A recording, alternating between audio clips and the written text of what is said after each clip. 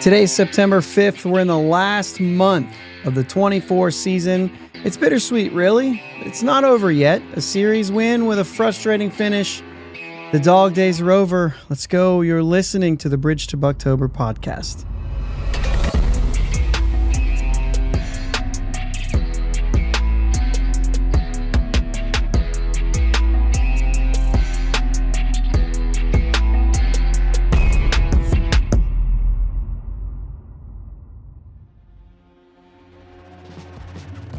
Yins, guys. Thank you for listening to the Bridge to Buctober podcast, where we talk all about them Pittsburgh Pirates and that.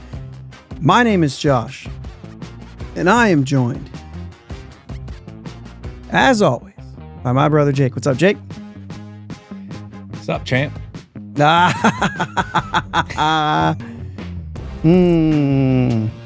It's been a week, guys. It's been a week since we've been here. We were down in Cincinnati this Labor Day weekend, and essentially there was like, you know, as hotel we are most Labor Day weekends, as we are every Labor Day weekend. It's like you had to pay extra to get faster Wi-Fi, and everybody's hanging out. Everybody's hanging out at the hotel. And it just ended up being like, this is going to be too difficult. We didn't even know how we were going to do it. Just like click on my phone and go live and then just be live, right? Right. So anyway, we're back. After some very long drives. Oh, yeah, the longest. I tell you what, like, it's really not. For me, it's not that bad of a drive, and it doesn't bother me a whole lot. But after you play a few tough games, and let me just say, I didn't get to play the whole weekend, right? Those two games and some innings, I didn't hold anything back.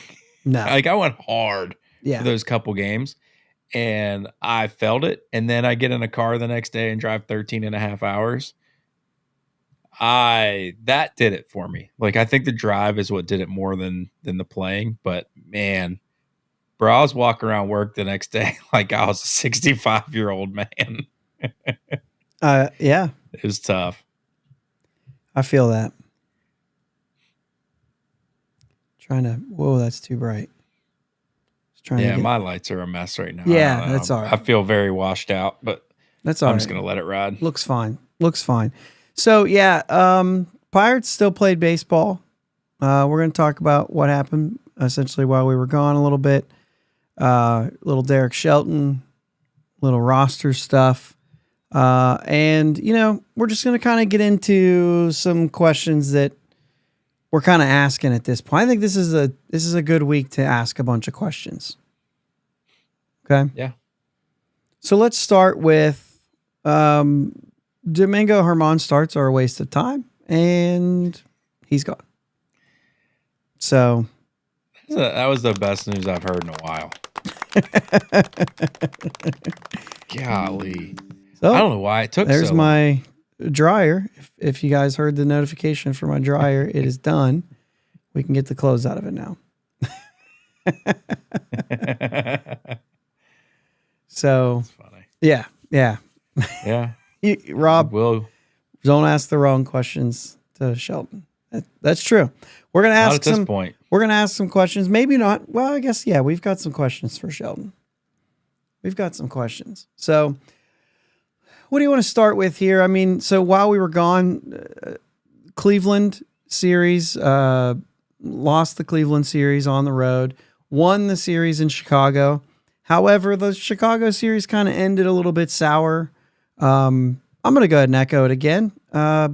Combined no-hitters just don't count. But it's not like kudos to you in that case. It's, come on, Pirates, you just got no hit. There's no when there's a no-hitter pitched, it's like you lift up the pitcher in that moment and you say, if you're the team that got no hit, it's not terrible. This pitcher was just on it. If you get no hit multiple times in a year, like if you remember last year, I think Cleveland got no hit like 4 times last year. something crazy like that. I don't know. But anyway, it doesn't feel, when you have a combined no-hitter rather, it doesn't feel as much that you're lifting the pitcher up. It just stinks for the team that got no hit. Yeah. You had how many chances? Right. You know what I mean? So you had multiple arms yeah, that you had a chance against. So it just feels bad for the team who got no hit on the combined no-hitter, in my opinion. It doesn't take anything away from like Imanaga. I mean, he was dealing. How many? Okay, so how many innings? He goes 6. I mean, yeah. I mean, Bailey Falter did that this year. Yeah. And we were like, dude, you went 6 no-hit innings. You know, I mean, like, it's not. I'm not saying that it's a crazy thing. I'm just saying we're not trying to take it away from, like, he was good. Like, he was good. Sure. But then, sure, it's 6 innings though. I mean, you know what I mean? Right. And then you have, 3-4 different relievers, which we talk about all the time. How many times did 3 or 4 innings of relievers go in and just shut you down? Yeah. I mean, it happens a lot. It's less impressive, right? Yeah. So that's all. I don't know. It just doesn't do it for me. They don't count. But it counts for us. Yeah, it definitely counts against you. And then not to bring up the fact that it was 12-0, not 3-0. Right.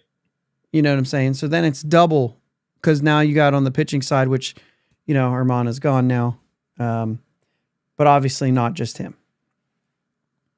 But that one, especially after shutting them out the night before and all that, it's.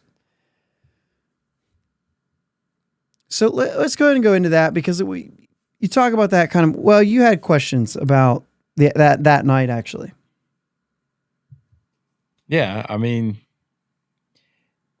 to me it felt like so we win the first 2 games. And I know everybody wants to jump straight to, why aren't we trying to get the sweep? But I just want to take a second. That's where I'm going. So you take your second. Yeah, I just want to take a second and say, in the game you were playing, despite what you did the 2 days before, series what you aside, think you might do, the series aside, if I'm getting no hit, there is not a chance in the world that I'm going to pinch hit a guy who's batting 209 for a guy who's batting 270. I'm not going to do it. So why would you put Alika Williams into hit for Kiner-falefa? Like, make sense of that for me. Well, we're getting no hit. We might as well make sure it's in the bag. And then Reynolds right afterwards, pinch hit by Billy McKinney. Like, what in the actual world? You don't want to. To boot, it's the Cubs. Yeah. Your division guys, like, we don't like the Cubs. Why should I want them to get a no-hitter? I don't. So why are we taking our best players out to keep from getting no hit? Yeah. I don't understand that move at all. I do understand the move of not putting pitchers in. Like, that makes sense. Not throwing your best arm. We'll get there. I get some of that, but we'll get there. Pit City What says Shelton makes me scratch my head sometimes. He makes me scratch my head quite often. And that's kind of the thing. But like, now I'm going to go one step further, right? Because all those things you said are valid, because what you're doing is you're kind of, I mean, at that point, it is a no-hitter. It's a combined no-hitter. So the question is, how far do you go to avoid getting no hit? What moves do you make to say, well, we're not getting no hit today, guys? And you know what I'm saying? Like, that's one question. The series is already out of the question by the time this is happening. Yeah. You know what I'm saying? And so, the sweep. So now we talk about the sweep. Now we talk about the season series, which was tied at 6 going into this game. Is it not important to beat the Cubs more times in the season? Like, I feel like that's a big deal. You know what I mean? You're tied at 6. You need to go. Now we're 6-7 against the Cubs this season. instead of Yeah. 7-6 if we just go out and try to win. Yeah. So I mean, even just saying, I understand Domingo Herman. Like for me, it's like, why are we throwing? I'm always questioning why Domingo Herman was in the game. He's not going to be anymore, so I don't have to ask that question anymore. But like, you're going to battle with him, and it's just bad. It's just bad, right? And then you get beat that bad, and my thing is go for the sweep, man. Just do it. We've had 6 opportunities, Jake, to finish a 3-game sweep this season. We've only converted once. And I'm pretty sure it was like, we finished it despite who we were pitching. Yeah. You know what I mean? 5 times. And 4 of those were at home that we didn't complete a sweep. We let them have the last game.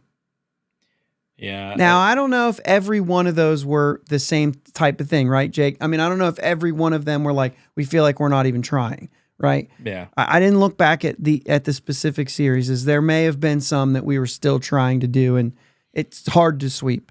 But it does feel like they're not putting their best lineup out there on those games. They're maybe starting somebody that's, and maybe that just lines up. I don't know. I don't need to give them the benefit of the doubt when the fact that you're 1 for 6. You're 1 Right. for 6 in completing 3-game sweeps this season. Right. And, I look at this comment, try to think of what their goals are based on their moves. And it's hard to figure. It's not. We don't want to sweep anybody. We're fine with the series win. We don't care about the sweep. I think it's plain. I think that's exactly Yeah, that's their goal. There's no other reason to go 1-6 in potential sweeps. Like, there's no other reason besides the fact that it's just like, we don't really care about the sweep. Right. It's not an important aspect of us being a winning team or a losing team. As long as we win the series, we're good. Yeah, and there is something to that, but I don't like giving it away. And when you've had a season where you can't finish the sweep, there is truth to win the series and you're good. 100%. However, you got to do better than 1-6. Right. One I mean, 1 and even 5, if it's 1 not for important 6. to you, even if it's not important to you, you got to at least get a few of those. And if you haven't, like say, okay, our philosophy going into this year, sweeps aren't big deals. Let's make sure we win the series. Okay, now we're 1-3 in potential sweep series. The next time we get a chance, we got to jump on this. Yeah. Yep. So I'm good with it. If you're 1 out of 3, I'm okay, but it better get better. 1 out of 6 is terrible. Yeah. Michael from 412 Double Play says White Sox is our only 3-game sweep. Eek. Hey, at least we took care of the one we're supposed to. Well, yeah. Yeah. You're not wrong there.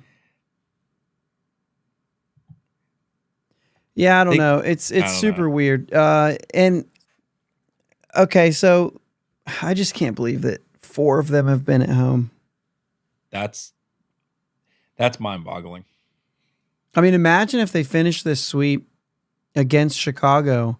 You're looking at 2 road sweeps and none, 3-game sweeps, and 2 road sweeps and none at home, given that opportunity.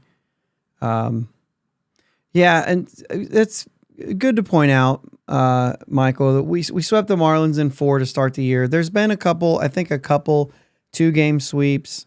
So like, but just speaking of the 3-game series, which is the most common. Yeah, you just want to see them when you get an opportunity.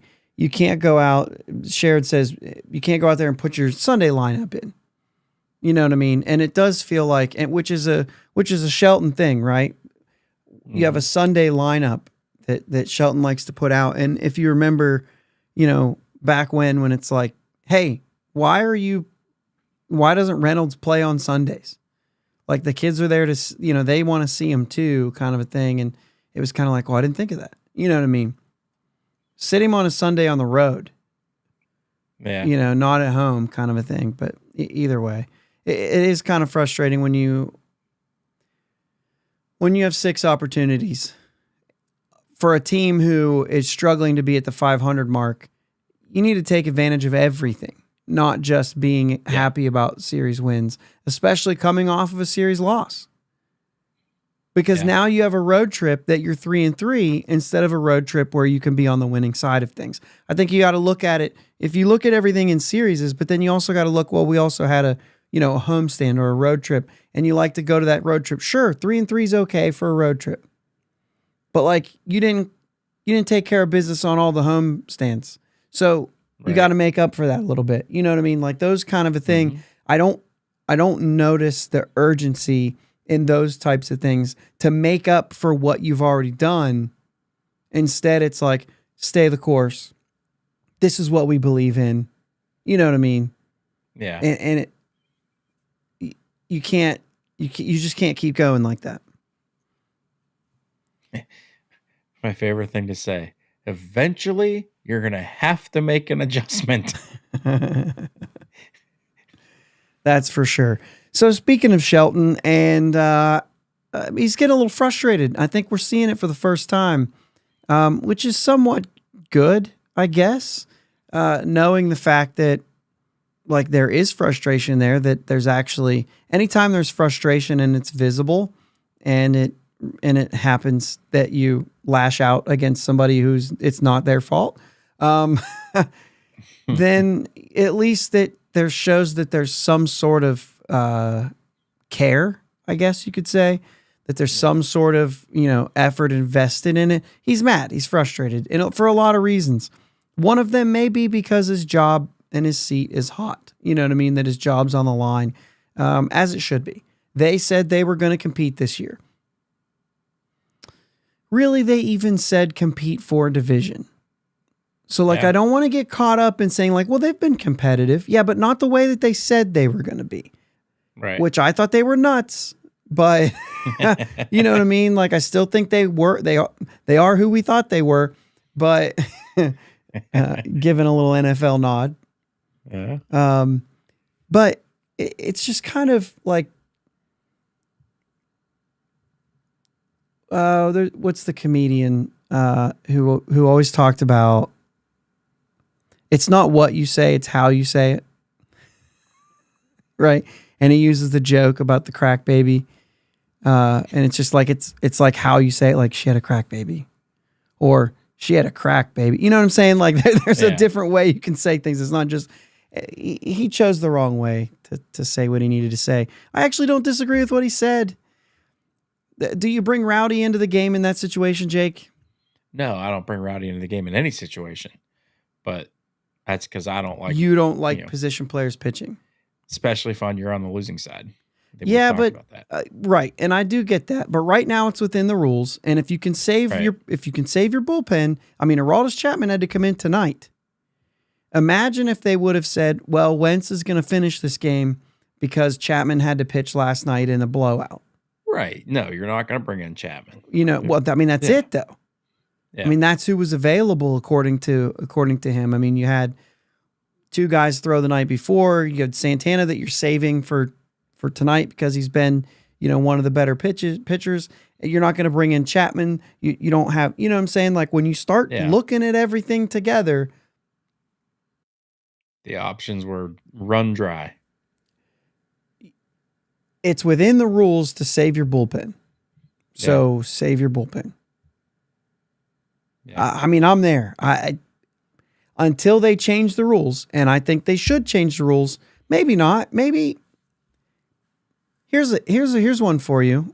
Because it goes back to me. If it's the last game of a series, I think I'm okay with it. Because the whole idea is if I'm stomping a team in game 1, I want to get to your bullpen because it gives me an advantage the rest of the series. It gives me an advantage because I'm the one stomping you. So I've earned the ability to see more of your pitchers by scoring runs. And I've also earned the ability to tire some of them out so that they're not as effective later in the series. Like, I feel like that's something you earn by scoring a lot of runs. If it's the getaway day, you don't need to give the next team an advantage. So I don't know. I think I'm kind of okay with that. If it's the last game of a series, you can go ahead and bring them in. I know there's too many caveats though, right? Right. Yeah. They just want to go game by game. I understand that. I'm going down a little bit of a... It's a good thought, though. Yeah, it's a good thought. I like where you're at. Thanks.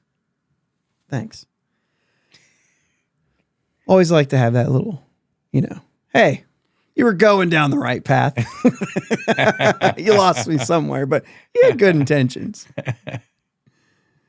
Okay, so I was talking to Doug Smith a little bit earlier today, and he brought up to me, is it necessary to stretch out Skeens in his very first season? He's showing signs of wear and tear, and it's counter to their preservation philosophy. So let's take a look here. Got to get to the game.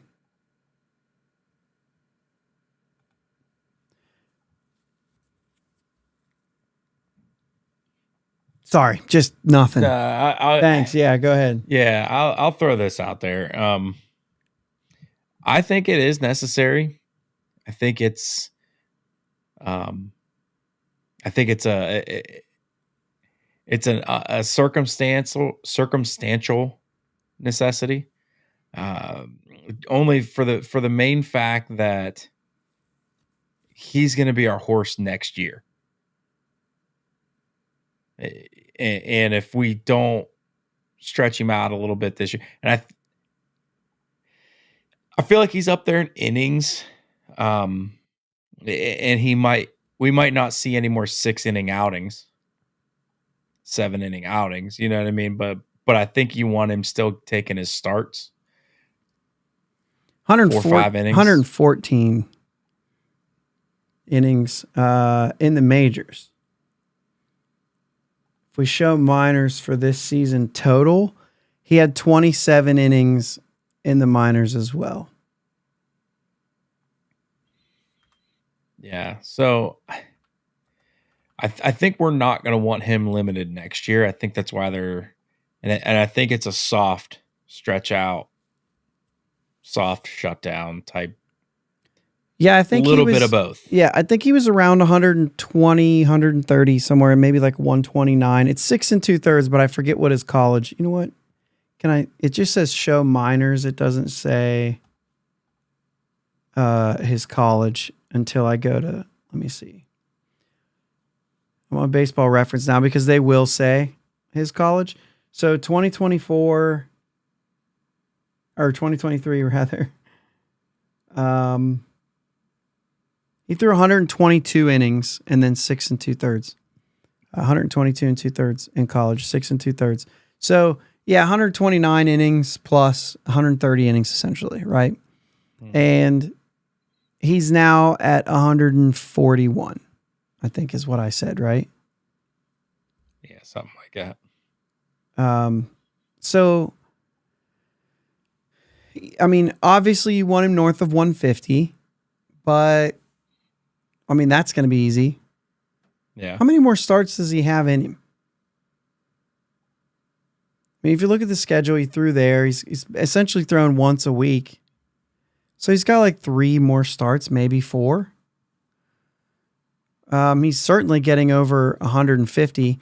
And so, I think in that sense, he needs to be north of 150. Because if he doesn't get north of 150, he can't get to 180 next year. If you shut him down at 140, then you know what I'm saying? Then they want to incrementally bring him up, right? He's not going to throw 200 innings next year, which you kind of would hope that it would be there, right? But you're going to work him there 175, 180 innings next year. And then after that, it's nothing. Like, it's just throw what you throw. Because once you're over 180, we talked about this before. Once you're over 180, that's kind of that pocket, right? Mm-hmm. You get to 180 to 200. 200 innings just doesn't happen as much anymore. So that 180 is kind of that threshold, I think. And so, I think maybe that's it. I mean, you still have the situation where he's thrown once every 6 days. I mean, that's probably not going to happen next year.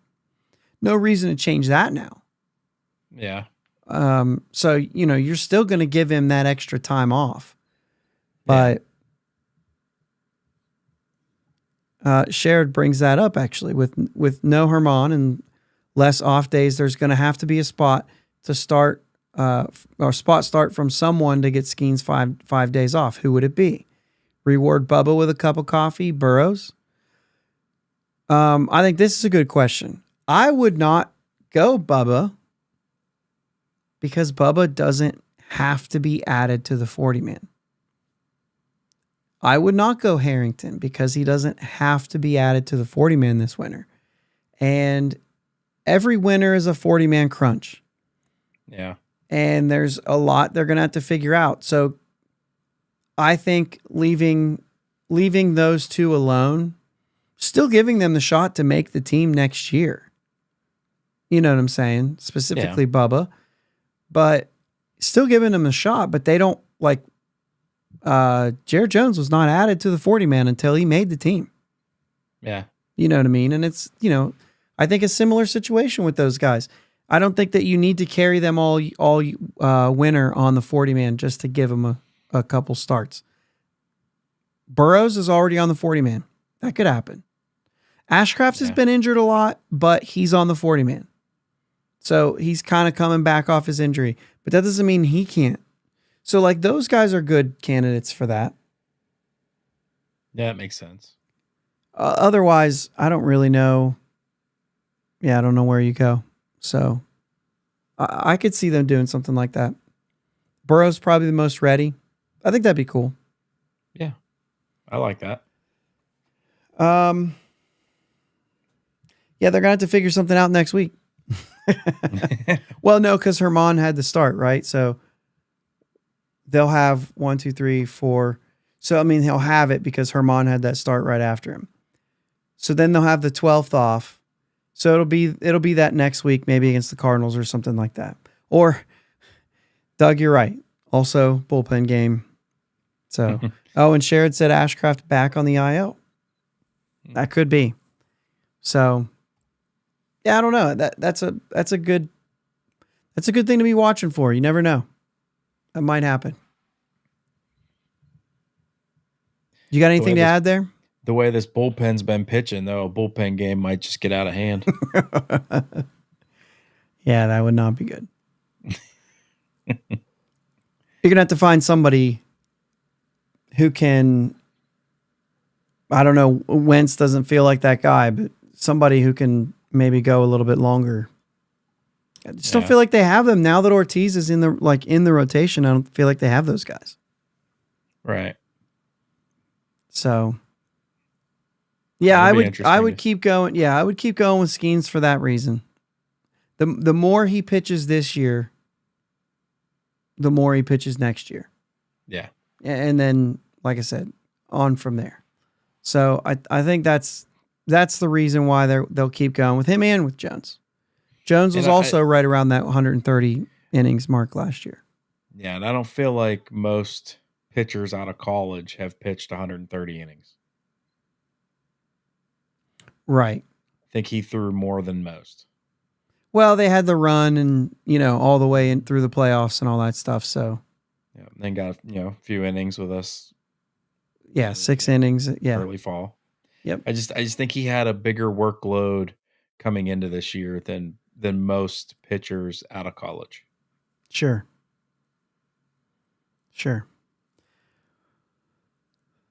All right. Let's move on because we did kind of touch a little bit on this, and I think it's worth bringing up more in depth. What about, we got 1 month left, Jake. Mm-hmm. What about this roster? And I know that, like, if you've listened to some of the other shows or read the blogs, like, everybody's kind of asking this at this point. What are we doing? We've got guys in AAA, and let's just start with a guy that's on the 40-man roster. Like, what are you doing with Liover Peguero? He hasn't had an inning.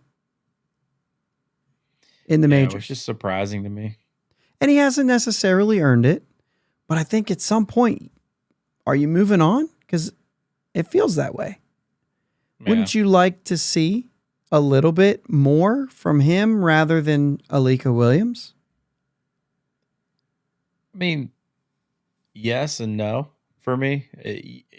If we had a spot for him, like if Nick Gonzalez didn't come up and play like Nick Gonzalez has been playing, then I think I would want to see him up and playing over Alika Williams. My problem is right now, like, our defense is okay on the infield. But, I mean, Alika Williams is very good defensively. I don't care if he can hit his way out of a wet paper bag or not. I really don't. He's going to play once a week as a starter, and I can plug him in to play defense almost anywhere on the infield and feel fine with it.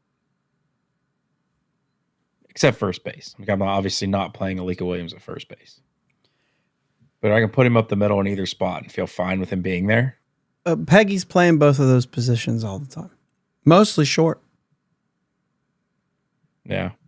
Nick Gonzalez can play third base. You know what I mean? Well, yeah. So if you needed a third baseman, you put Nick Gonzalez at third and you put Peguero at second. I'm just saying if you needed to. Like if you were given certain days off, if you were saying, well, we don't want Triolo to play third today because he's the starter right now. He's a starter right now. Then you still have options. You know what I'm saying? A couple other guys. I mean, you could talk about. Cheryl says, "I want Palacios back for McKinney." Billy McKinney, what are we doing? Are we done? So I feel like we could be. How about Mike Taylor? Have we exhausted that all the way in order to see somebody else? Taylor's not going to be a part of this team. No. You've already moved Cruz there. I'm okay with the work he's doing with Cruz if he's doing work with Cruz. But now we're in September. We're in the last month. Let's go ahead and do something. So Billy Cook and Nick York are two guys that have to be added to the 40-man in the offseason because of, Rule 5 implications and stuff like that. So in those situations, a lot of times you add them early and go ahead and get them some time. Get them a cup of coffee. Billy Cook is specifically for me because he's about to be 26 years old. Let's give Billy Cook, I mean, we just named two outfielders in Taylor and McKinney that easily could go away for Palacios and or Billy Cook.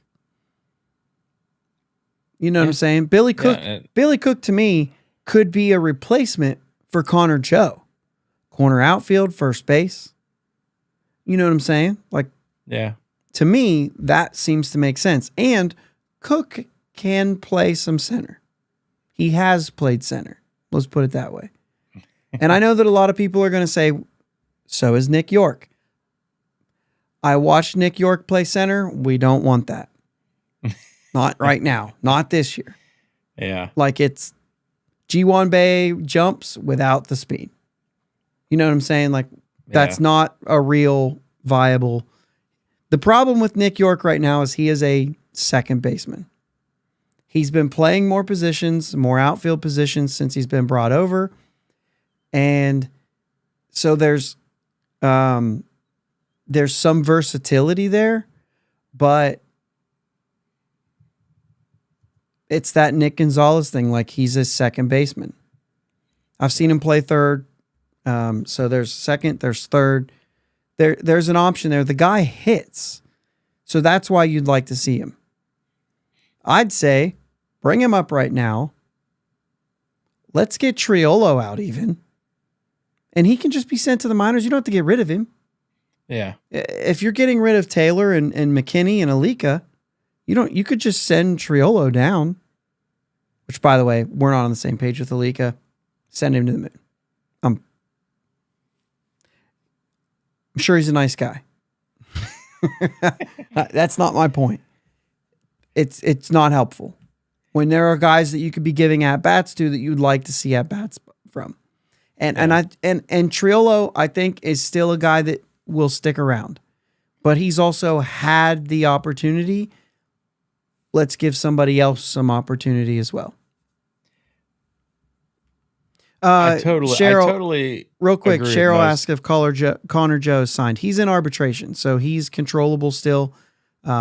He's still in arbitration. My point is that Connor Joe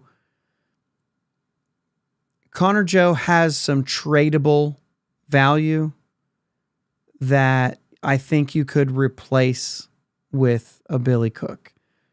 Connor Joe's more of a first half kind of guy. He may move into more, but on the other side of 30, still controllable. There could be a team that he fits really well with, where you could do something and still you have a player right now who could be what he is for the Pirates right now.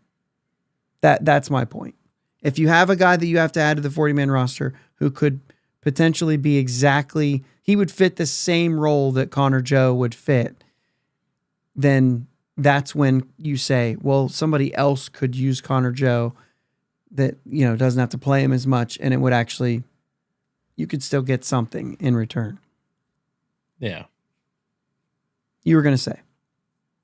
Yeah, I was just saying, I guess it just depends on where your at-bats are going to come from. If you bring Peggy up, is he going to play short? Is he going to play second? Is he going to play third? And right now, I'm just looking at, I don't feel like we should move Nick Gonzalez off second if he's our second baseman. Yeah, but Peggy's not getting any at-bats in the major leagues. So give him all of Alika's. Yeah. I would be saying for guys like Nick York and Billy Cook, if you're going to make a move to bring up those guys who have been hitting, those are the guys that come up and take a spot from Triolo and take all the at-bats from guys like Mike Taylor and Connor Joe. I 100% agree with that. You know what I'm saying? So that's where I'm going with this is right now, Mike Taylor's getting at-bats, Connor Joe's getting at-bats in the outfield, Billy McKinney's getting at-bats in the outfield. Let's get rid of those in favor of Billy Cook, maybe some Nick York in the outfield, maybe bring Palacios back up, because Palacios, I feel like you're at a situation too where you're going to have to make a decision. Do you carry him through the offseason? What are you doing there? So there's even a kind of a situation there. You just have to know what you have. You're going to add them to the 40-man either way. So give them a cup of coffee right now. You know what I mean? Yeah. And you could look at guys like that. You could look at York at second base, and you could actually get looks at Nick Gonzalez at third right now too, which I think is also important, because if you end up with guys who can hit better than Triolo, then you end up with a situation where when Key's back on this team, and we know that Key's going to need days off unless something gets fixed in the offseason, then you have to have a third baseman. If Nick Gonzalez or Nick York can handle it, then we don't need to carry Triolo. Otherwise, you might need to. Yeah. Which then pushes somebody else out. To me, that's it. You know what I mean?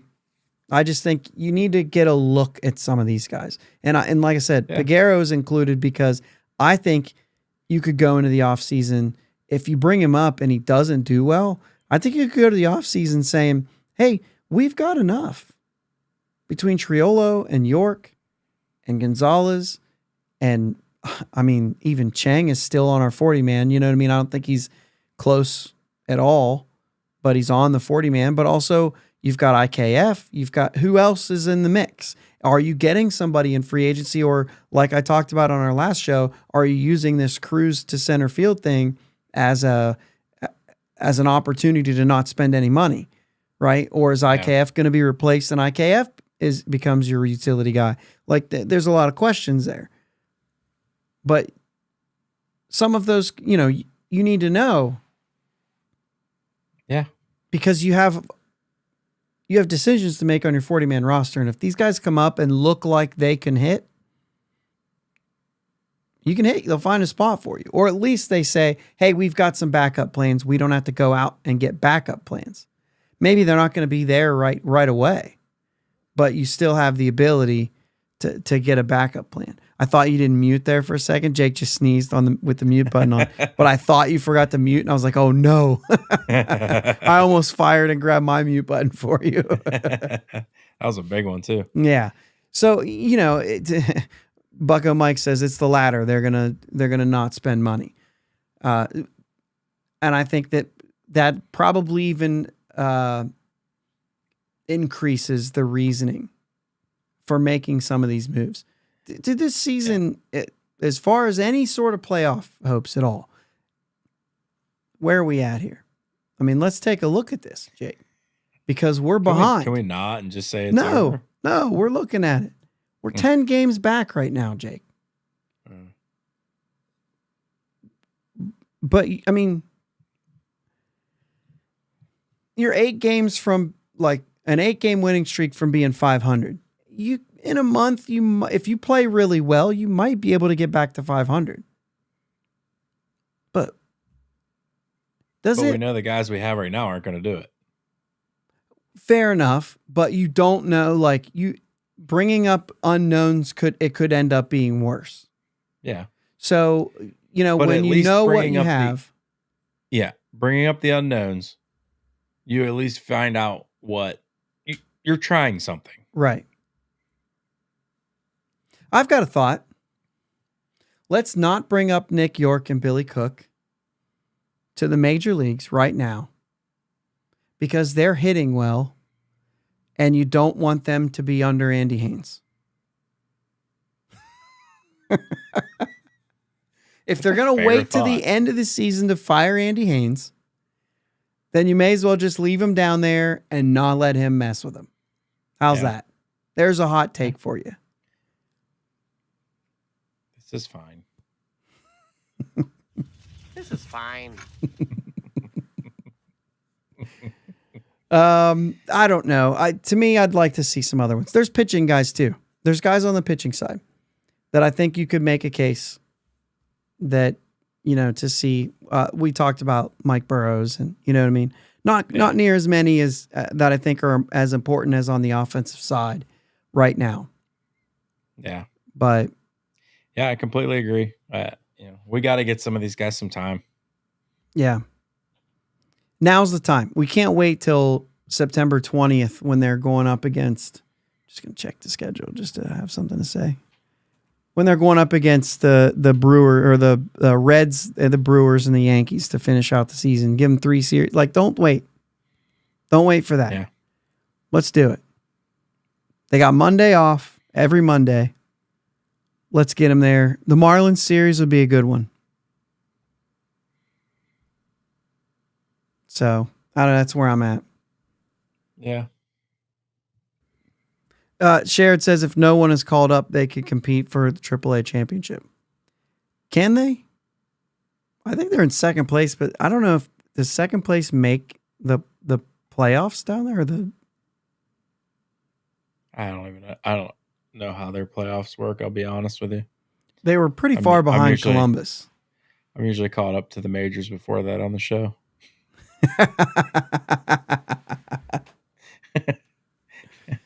Yeah, I don't know. I thought it was a pretty small. I think if you don't win your side of things, you're out. Well, there's like a first half and a second half, right? Nah, it's not in AAA. No, that's AA. That's single A. I don't even think Altoona does that. You're thinking of MLB The Show, literally. In your head, you're like, well, what did I do in MLB The Show? I know you are. No, really. It's silly. I don't pay that close. Like, I pay attention to, like, how people are doing something. Like, yeah. I don't pay attention to standings. Right. At all. No, it's all, I mean, the minor leagues is about individual development. Like, sure, you want to build winning culture down there, but we were doing that a lot, like many, many years ago, and it didn't work out. Right. Like, we were like, oh, Bradenton wins again, or whoever it was. And then they get to they get to the majors and like, yeah, but we've lost 100 games. So the winning culture thing's not working. Yeah. It's still individual development is essentially all it is. So Washington series just kicked off. We'll talk about it again, but a little 9-4 win. Not really sure the offense blew up as much as the Washington pitching did. But,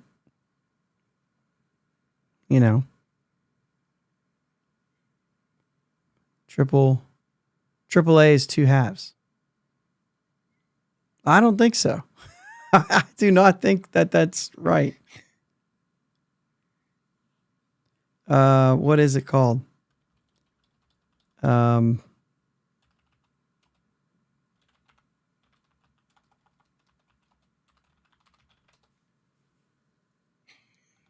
Looking it up. Is he doubling down? No. Okay.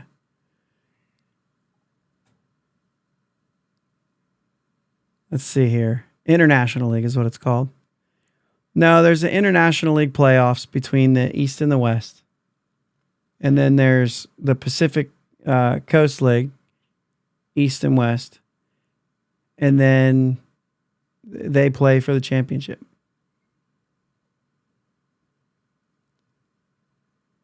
Southern League. So Double A is the Eastern League. And it looks like that those teams are already set. Best of 3 starting September 17th. The Southwest Division, the Northeast Division has a second half winner. So they do first and second half per division in Double A. And then the Eastern League, the Northeast and the Southeast, they go on to the championship. That's just the Eastern League in Double A. You stay in your league.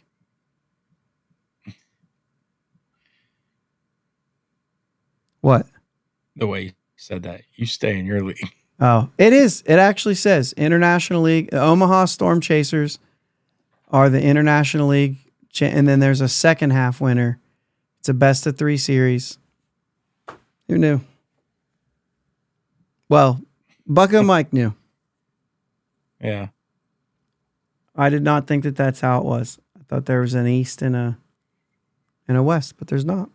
It's the whole league. And the Omaha Storm Chasers won the first half. But that's the thing. Like, then they bring up a bunch of guys. Yeah. And then by the time they get to that best of 3, it stinks. Like, that, it just doesn't matter. Yeah. And Indy's not anywhere close to that. Like, they're like 20 games behind Columbus, I thought. I don't know, man. Right now, they're only 4 games back. They've been killing it, I guess. They're only 4 games back. 34-25. Omaha's 32-28 in the second half, I guess. I'm pretty sure I'm dying. What's dying? You cramping? Coughing. We're a little bit sore, guys. I don't even know what just happened. Like, is something in my throat got caught or something, and I just started He said coughing like crazy. Pretty sure I'm dying.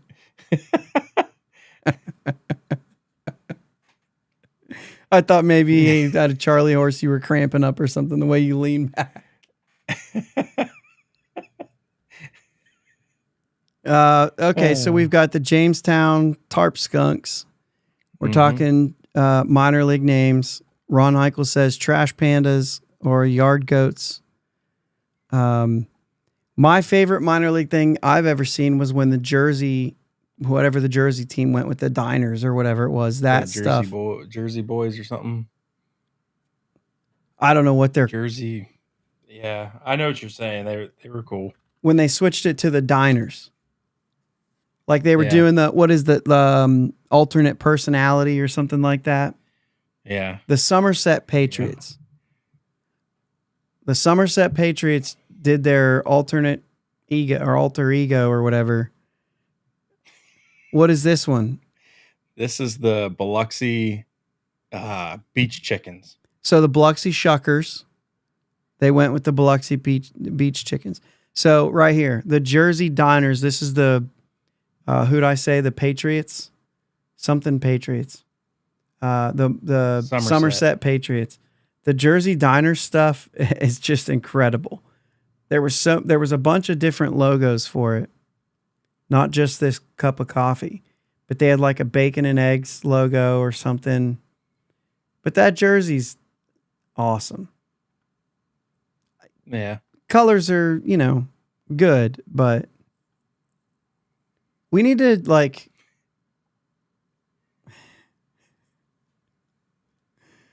Jake's root beer has bones in it. I'm drinking Mountain Dew tonight, man. Uncle Jake going to IL. Bucko, Mike, glad you put this in there. Thomas Harrington's a stud. Yeah. Really excited about Harrington, the fact that he's doing well. Still say, I know Bubba's Bubba, right? Let's not get it twisted. I'm not saying Harrington's better, but Harrington's still my favorite of the two. Of the prospects. Yeah. Rooting for him. All right, so hey, we're gonna take a minute. We were gone Sunday. We talked a little bit about it before. Jake and I play in a Labor Day softball tournament every year. Last 13 years I've been down there. I think, Jake, you're about 10 or 11. Yeah. I think somewhere I around started there. 2 years after you. So around there, maybe 11th year playing. You missed a couple in the process here and there, but this year we got to take home the championship, first time ever. I think it's only like the second Ohio team to win the tournament, from what we looked at. So, we got the championship watch that every player gets. Yours is still in different cars. You don't have it with you. But pretty excited. It is underhand slow pitch softball. But if you've ever played slow pitch softball, you know that it can still get pretty competitive. Yeah. And this tournament it's kind of got a wide range of teams, right? There are some teams that are there for a good time. The top of the top, probably, 10 or so, give or take, top 10, some years top 15, something like that. Really competitive teams. Mm-hmm. I got to talk to, Brandon Streets. We played 3 games against a team from Kankakee, Illinois. Brandon Streets plays for that team. Brandon Streets, I think, led softball majors last year in hitting. He's 6'8". His beard is bigger than Jake's. But he's like a majors softball player. He's a stud. Big dude. I mean, he hits that ball by you and you're like, oh, he swung. I missed it. It's so hard. You Google Earth, the one hit to center field was 450 feet to the tree line, and it hit in the trees. It was in the trees, 450 feet to the tree line. My favorite thing is when I told the guys that in the group chat, one of the guys said, yeah, well, he lost by 20. So we did. So we were in the king seat. We had beat them Saturday night. They came through the losers bracket back up. We made it. We won our game on Monday morning. So we were in the king seat, sitting in the championship. So whoever came out of the losers bracket had to beat us twice. They beat us in the first game 29-27 in an absolute shootout. But we took care of business the second game. 26-6 going into the last inning. They got 6 more, but that was not obviously enough. So in that, I think it was in that inning, or maybe it was earlier in the game, he hit the one 450 plus. I mean, just that.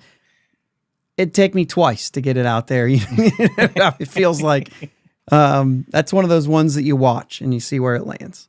Yeah. We've seen a few of those down there. Just an absolute. But anyway, I was going to say, he went to college in Kankakee at Olivet. He went to college with Ben Heller. And so I talked to him a little bit about Ben Heller, and I was like, you always wonder if those guys were actual studs back then or if they kind of, progressed. And he was a guy who kind of progressed. He pitched at Olivet too. Streets did. Streets is one of those guys you guys, you buy a bat, right? And it's got a guy's name on it. Yeah, he's got a bat with his name on it. Like, this is where he's the real deal. But anyway, he played at Olivet with Ben Heller. I talked about him. He said he's a really good guy, but he made by the time he was a senior, he was then he was a stud. Then he was getting guys paying attention to him. Yeah. But it's pretty cool. But it was a really good time. We are sore. We are old. We are not as young as we used to be. Feeling that. That's for sure. The last few days. You know what I mean? I've got one kind of knee that's still icing it a little bit. A little arthritis. Dealing with that. Calves feel still pretty good. Sore a little bit. Good. Made it through the tournament. Calf feels pretty good. Most worried about. That was. So we're doing all right. Yeah. It hurts a lot less when you win. Yeah. I think. I don't know. I hurt pretty bad this time. And you only played one of the days. Yeah. That's I told Ashley. I said, I don't understand. I play 2 games all the time. Yeah. I just don't go that hard. level. That level is different. I will say too, just because we're here, and the real ones are the ones that are still listening, right? You guys are the real ones, right? Still hanging out with us here. We had a dramatic ending to the first game on Monday. We were up 3. They had already scored 2 and hit a double. We had second and third, 1 out. We intentionally walked a guy to load the bases to get the force out. The next guy came up, and it was essentially there's 1 out. They're either going to walk this thing off or we're going to flip a double play here. And guy smoked the ball. Jake's playing third, goes down to his knees, off to his left. Not quite a dive, right? But I mean, if you don't go to your knees, it's by you. Mm-hmm. Pops up, throws it to second, throws it to first, double play. We walk it off with a double play with the bases loaded. And we celebrated as if we had already won the thing, because that put us in the king seat. And then when we win the thing, we win by 20-ish. Not quite 20 by the time they scored 6 runs, and we just kind of walked off the field and hugged. It was like the worst celebration. But that moment was pretty sweet. Yeah. So. Yeah, it was cool. I wasn't used to that role, and it was a new high for me. I don't want to use high like that, but like a new sense of emotions, like that type of high. Like, it felt cool to be relied on for defense. Oh, because he was a defensive replacement in that game. He did not start the game. Yeah. Bucko Mike, this is hilarious that you said this. It was the championship game. And Katie, my wife Katie, had texted her dad and said, they're winning 18-4. Like, they're gonna do this thing. And his text back was, just don't bring in David Bednar. 18-4, don't bring in. I mean, our pitcher does underhand the ball to them. So, there's a chance they can come back from that, but we have a pretty stellar defense on our team. Our first 3 games of the tournament. Now, this was against some competition who was not quite the top level competition there, but I don't care. You're underhanding the ball to the team. But our first 3 games, we actually shut out those teams. You're just not going to get anything for free from our team. You're not getting anything for free. So we're pretty pumped about it. It's a pretty big deal. I mean, it's not really like a big deal, but like it's a big deal to us. Yeah, I totally agree with the Voltaren. Love that stuff. Oh, sorry. Yeah? Mm-hmm. I have not even heard of that. It's great. Well, I'm going to look it up. Yeah. I'm going to look it up. Yeah, it's a topical. Ron says, when the Pirates fire Shelton and Haynes, please don't hire them for your softball team. I'm actually the manager of that softball team. I think my job is safe at this point. Yeah, you're good. Little player manager like back in the day. Right? I like it. I like it.